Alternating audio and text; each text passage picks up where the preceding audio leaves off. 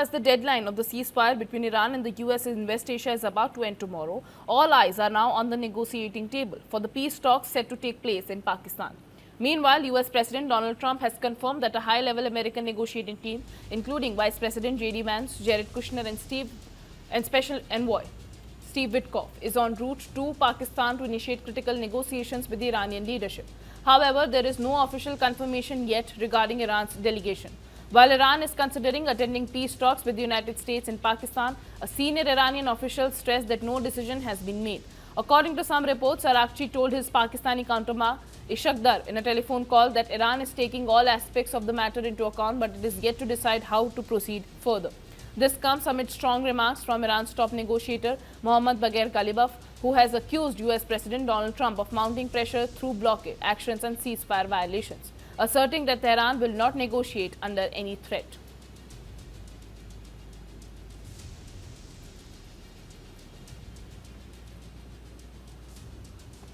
Well, now the stage is set for a possible second round of talks between Washington and Tehran. The first round of talks failed to get a result or a deal.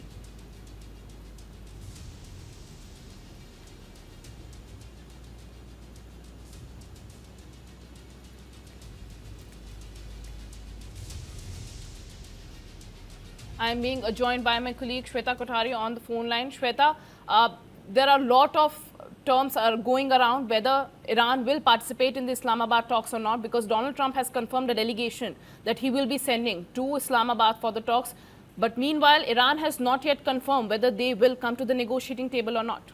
Right, Nancy, but the latest that we are of course getting is that Iranian Supreme Leader Mohammad Khamenei seemed to have given a nod to Iranian delegation, so most likely those talks will happen. Remember, this comes ahead of the expiration of the 2-week ceasefire. The world is on edge as US President Donald Trump also returned to destructive threats. Iran refused to bow down to his terms, but now we're given to understand Mohammad Khamenei might have finally given that go-ahead for a delegation to be sent out to Islamabad. Pakistan, meanwhile, is preparing to host another round of US-Iran talks in the hope of extending the ceasefire if an agreement is not reached to end the war. We don't know where the war will head, but you're right in pointing out that the first rounds of ceasefire were not very, the round of conversation was not very successful. The ceasefire still holds, and we are hoping that the ceasefire will continue to hold, but the expiration date is coming very soon. The world is on edge, and Trump on Sunday, as a matter of fact, also upped the ante by seizing the Iranian cargo ship that was returning to the country. He also announced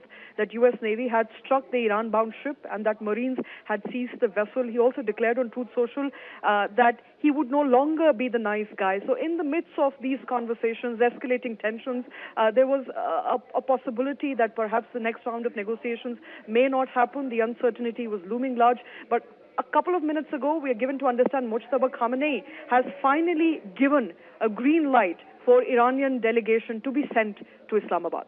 Well, that's right, Shweta. One of the sticking points between the deal that they're not being able to reach an agreement is the US naval blockade in the Strait of Hormuz as well. And we are getting the latest reports that Asim Munir, in fact, spoke to Donald Trump and he conveyed the concerns over the US naval blockade, because Iran has made it clear that they will not come to the negotiating table until and unless there is pressure from the US in the Strait of Hormuz.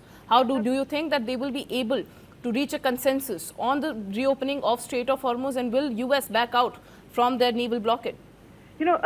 Two sticking points right now, Nancy. One, of course, is the Strait of Hormuz, where Iran, as a matter of Saturday last week, has now tightened its noose around any vessel and the passage of any possible vessel. In fact, suggesting very categorically that if US continues to up the ante, continues to be hostile, then we're not looking at reopening the Strait of Hormuz. So that's number one. Number two is the seizure of that Iranian vessel that continues to be a sticking point, with Iran mentioning very categorically an Iranian Supreme Leader, also the parliamentary speaker, mentioning that, you cannot expect to have conversations sitting on the table at the same time, being hostile and pushing people to come to an agreement. So Iran is making it very clear. It holds the cards right now. If US continues the blockade, it may back out. So those two sticking points, of course, will have to be closely watched out for in the course of conversation in Islamabad tomorrow.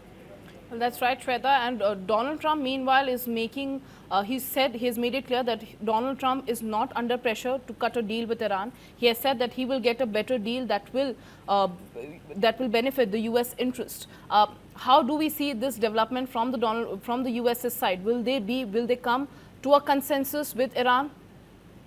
You know, come to think of it, it was America first who announced a delegation that will be sent out to Islamabad. So they clearly wanted conversation, while Trump's rhetoric on social media continues to be very hostile. Look at their actions behind, the social media facade. They want the conversations to happen. They confirmed that an American delegation will look at resuming talks, resuming those negotiations once again in Islamabad. It was the other way around. It was the Iranian foreign minister, Abbas Araqchi, who pointed out that bad intentions and lack of seriousness in diplomacy cannot result in possibility of a ceasefire extending, or that that there would be a solution to this war going forward anytime soon. So Iran is sticking its neck out, saying that anything from our part, any positive intention from our part must reflect in U.S.'s seriousness towards removing that blockade and ensuring that diplomacy goes hand in hand with their intention, as well as